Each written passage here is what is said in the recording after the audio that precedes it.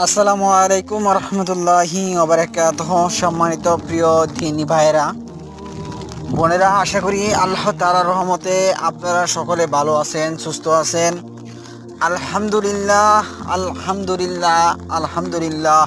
আল্লাহ তাআলার রহমতে আমিও ভালো আছি, সুস্থ আছি। তো আমাদের শেরপুরে শেরপুর জেলায় ফটিয়ামারি গ্রামে আপনার